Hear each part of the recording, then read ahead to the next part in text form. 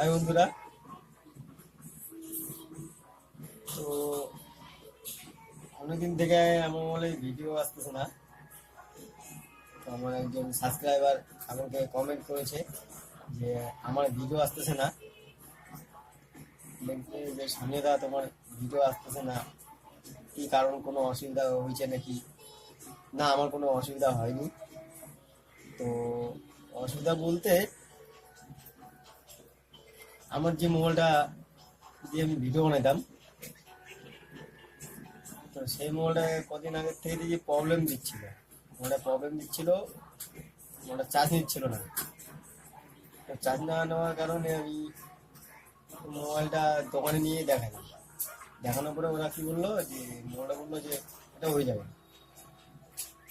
10-15 minute পরে আসো করে দিচ্ছি। তো আমি দোকানে দিয়ে 10 মিনিট পরে আবার চলে গেছি দোকানে।